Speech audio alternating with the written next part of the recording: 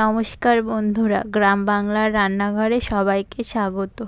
আজকে আপনাদের সাথে শেয়ার করব কাঁচা টমেটো, বেগুন, আলু দিয়ে পুঁটি মাছ।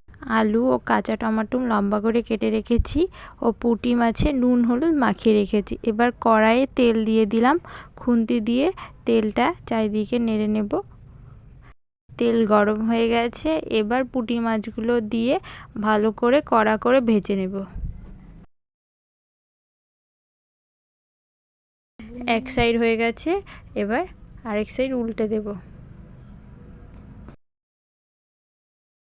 পুঁটি মাছ ভাজা হয়ে গেছে, নামিয়ে নেব। এবার কড়াই একটা শুকনো লঙ্কা, জিরে ফোড়ন দিয়ে দেব। আগে আলুগুলো দিয়ে কিছুক্ষণ ভাজা করে নেব।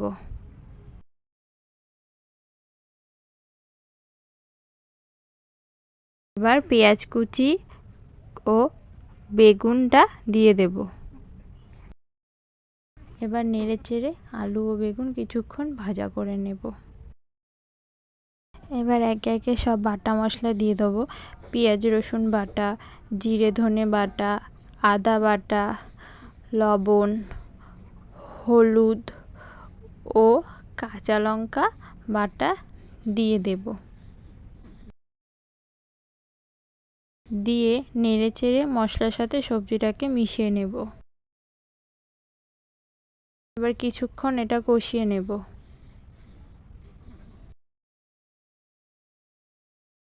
এবার কাঁচা টমেটোটা দিয়ে দেব, দিয়ে নেড়ে চেড়ে আরও কিছুক্ষণ ভাজা করে নেব।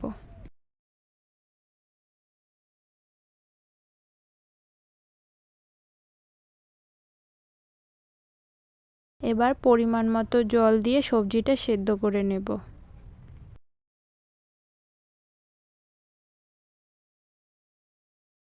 ঝোলটা ফুটে গেছে, আরও কিছুক্ষণ ফুটিয়ে তারপর মাছটা দিয়ে দেব। তরকারিটা একদম শুকনো শুকনো রাখবো।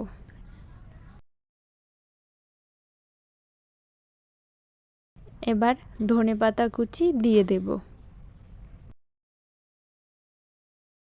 ভেজে রাখা পুঁটি মাছগুলো দিয়ে নেড়ে চেড়ে আরও কিছুক্ষণ ফুটিয়ে নামিয়ে নেব। একদম মাখা মাখা হয়ে আসলে নামিয়ে নেব।